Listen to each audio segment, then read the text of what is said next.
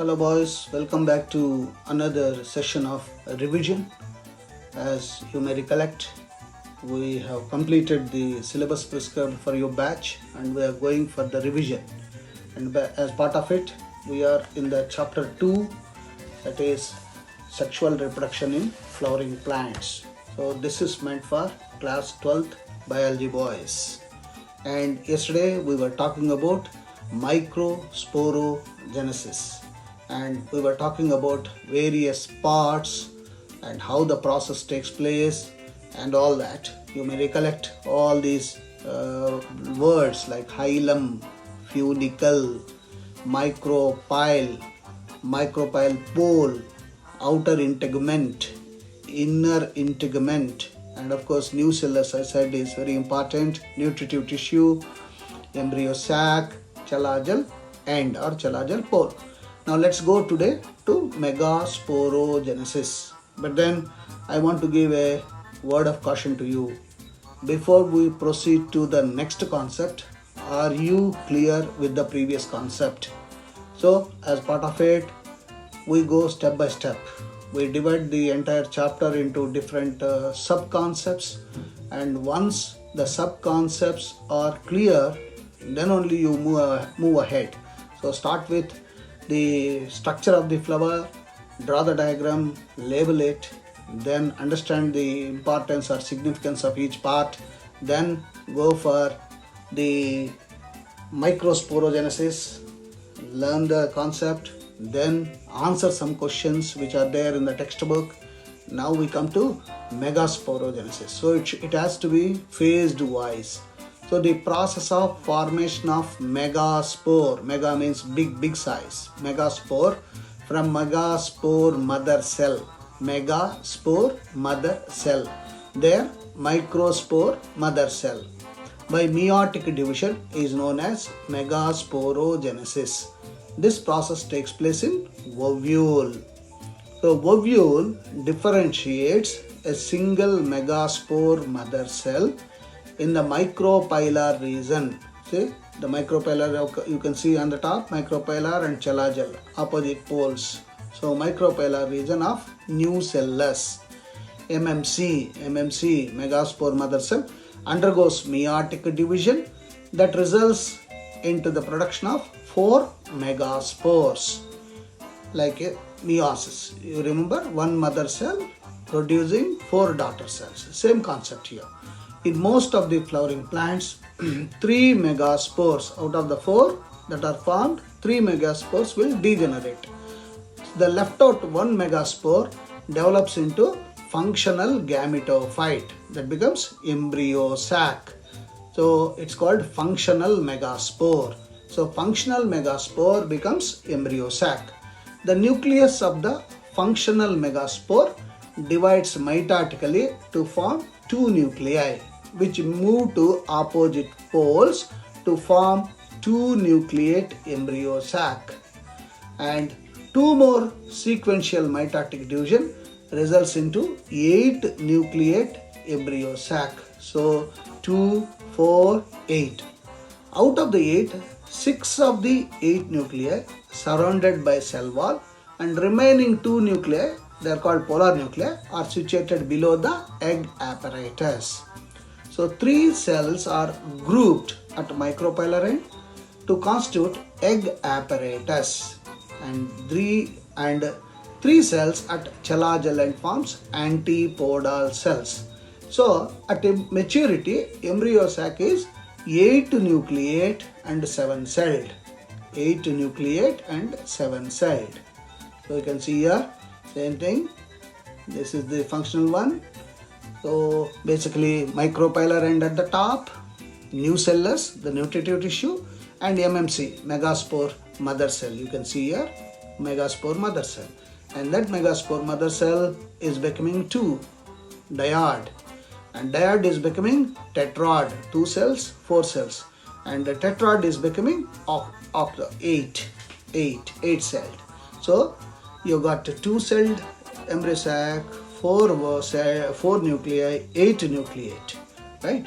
And out of this, now 3 are becoming antipodals at micropylar, 3 are antipodals, 2 are polar nuclei, and the central cell will occupy that, and you got 2 synergids plus 1 egg, that's egg apparatus. So when these are formed, so you got 3 on the top and 3 at the down, 3 plus 3, 6, and 2 in the center, 8 nucleate. But cells, how many it is? The 2 polar nuclei are covered with a single membrane, so we consider that as one cell.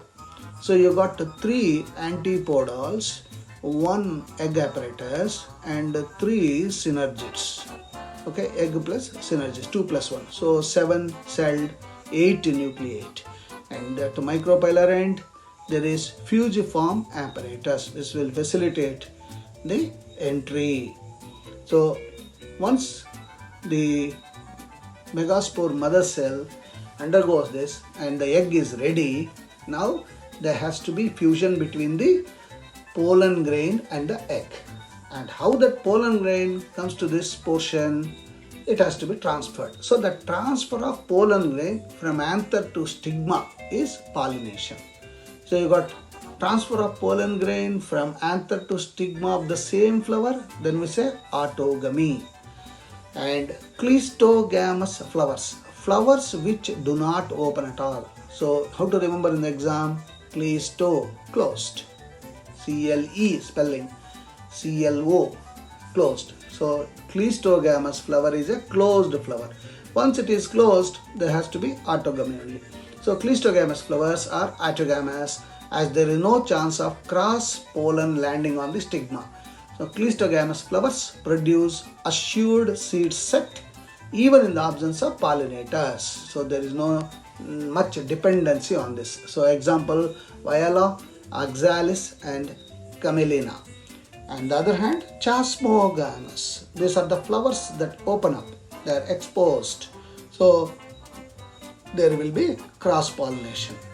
And geitonogamy, like we said, autogamy is self pollination. Geitonogamy, transfer of pollen grains from anther to stigma of different flower of the same plant. And geitonogamy is functionally cross pollination involving a pollinating agent. Genetically, it is similar to autogamy since the pollen grains come from the same plant. Genetically, of course, gene-wise same. And xenogamy, transfer of pollen grain from anther to stigma of different plants' flower. See, there it is the same plant in the geitonogamy, whereas here it is a different flower. So the genome changes. And for all this to happen, there has to be agents of pollination. It includes abiotic factors like water and wind, abiotic, and biotic, insects, butterfly, honeybees. Large number of pollen grains are produced by plants using abiotic mode of pollination, as most of the pollen grains are wasted during transfer. So large numbers of pollen grains are required. And adaptations in flowers for pollination. For wind pollination, pollen grains are to be light, they have to be non-sticky, they have to be wings should be there, anther should be well exposed, stigma large and feathery, flower should be one ovule arranged as inflorescence, example corncap, cotton, date palm. And water pollination, bryophytes, pteridophytes and algae. Pollen grains are protected by, this is important, mucilaginous covering. So freshwater plants, Vallisneria, Hydrilla, seagrass, Zostera.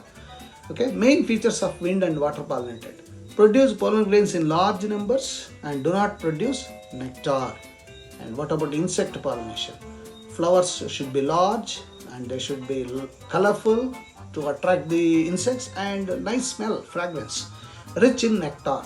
So pollen grains must be sticky and stigma also should be sticky. And certain rewards to pollinators, so nectar, honey and edible pollen grains as foods provide safe place for laying eggs. So Amorphophilus and Yucca. And now we go to the next, that is the structure. You can see the vertical section. So in vertical section of the flower, you can see the pollen tube, antipodal, polar nuclei, egg cell and synergid.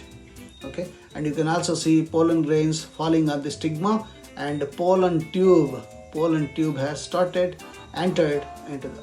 So outbreeding, the various mechanisms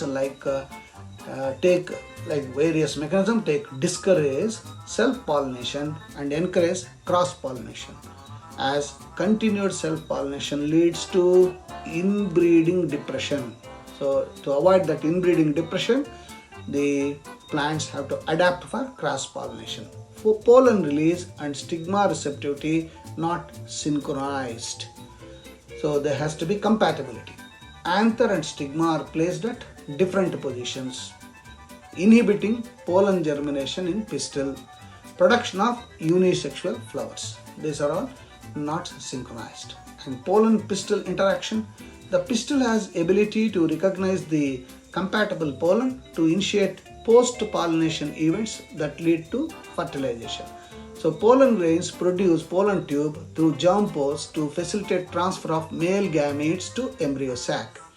And whatever we have been talking, that's a natural one. Now what about artificial hybridization? Crossing different varieties of species, hybrid individuals with the desirable characters of the parent plants, desired pollen grains for pollination, stigma protected from contamination, and emasculation, removal of anther, that's emasculation, and bagging, flower covered, the entire flower will be covered with a plastic or a paper bag made up of butter, prevent contamination of stigma from unwanted pollens. So bagged flower attains receptivity, mature pollen grains dusted on the stigma, rebagged fruits allowed to develop. So we enter into now. After entering one of the synergids, each pollen grain releases two male gametes. One male gamete fuse with egg, that's called syngamy, and the other male gametes fuse with the two polar nuclei. It's called triple fusion. So what for this? This triple fusion, one will be forming the zygote, another will be forming endosperm. So the triple fusion leads to primary endosperm nucleus pen. Since two types of fusion takes place in an embryo sac, the phenomena is called double fertilization. Normally this is a major question, double fertilization, either 3 mark or 5 marks. So the pen develops into endosperm and zygote develops into embryo. So you are seeing this, the development of embryo. So you got zygote, degenerate, of course. Once the fertilization takes place, the synergids will degenerate, and so as antipodals. What left is the zygote, and the zygote will have the feed from the endosperm pen. So it is the endosperm which is a nutritive tissue that gives food for zygote. And now zygote divides, forms a globular embryo, then heart-shaped embryo with the suspensors, and then you get a germination of the seed with the cotyledons, plumule, and radicle. Radicle of course becomes a root in future, plumule becomes stem on maturity. And post-fertilization events include endosperm and embryo development, maturation of ovules into seeds, and ovary into fruits. So biologically, what is a fruit? Developed ovary is a fruit, and what is a seed? Developed ovule is a seed. And endosperm, the primary endosperm cell divides many times to form triploid endosperm tissue having reserve food metals. That is the basic duty of that. So two types of endosperm, free nuclear type, which is common, cellular type. So non-albuminous endosperm completely utilized before maturation of seeds like pea, groundnut, etc. Albuminous, a portion of endosperm remain in mature seeds like wheat, maize, castor, all this. And embryo develops at the micropylar end of the embryo sac where the zygote is located. And embryogeny, early stages of embryo development. The zygote gives rise to proembryo and subsequently globular, heart-shaped and mature. Just now we saw the pictures. And embryo consists of embryonal axis, cotyledons, plumule, radicle. And depending upon how many cotyledons are there, seed is divided to two, monocot, dicot.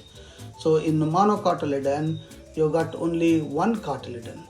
So and in die it is 2 cotyledons. So a typical dicot embryo you are able to see. So there is a plumule, 2 cotyledons, hypocotyle, radical, root cap, and the same thing the longitudinal section of the embryo. You can see the scutellum is going to be cotyledon, and coleoptile, shoot apex, epiblast, radical, root cap, and coleorhiza. Coleorhiza is undifferentiated sheath covering of the radical or root cap, and coleoptile is sheath covering of the plumule. So what about seed? Fertilized and matured ovule develops into seed. So seed consists of, just now we talked, cotyledons, embryonal axis, seed coat, double layered, formed by integuments. So outer testa, inner tegmen. And micropyle, a small opening on seed coat, it facilitates entry of H2O and O2 into seeds for germination. That's how the germination of the seed takes place. And the hilum, the scare on the seed coat, seed, albuminous, non-albuminous, perisperm, remnants of nucellus, that is persistent, example black pepper, and dormancy, state of inactivity. So the wall of the ovary develops into a wall of a fruit called pericarp. In true fruits, only ovary contributes in fruit formation, and in false fruit, thalamus also contributes in fruit formation. I said just now, what is fruit? Developed ovary. But sometimes thalamus also develops. Then the fruit that is developed and formed with the development of thalamus, we say false fruit. And what about the next, apomixis? It's a form of sexual reproduction. It mimics sexual reproduction, but seed is formed without fertilization. If seed is formed without fertilization, that is apomixis. So formation of apomictic seeds, diploid cell formed without meiosis, develop into embryo without fertilization. Cells of nucellus surrounding embryo sac protrude into embryo sac, develop into embryos like citrus and mango. And we come to the last one, polyembryony, occurrence of more than one embryo in a seed, and it is often associated with apomixis on citrus and ground fruit. This polyembryony and apomixis normally is say 1 mark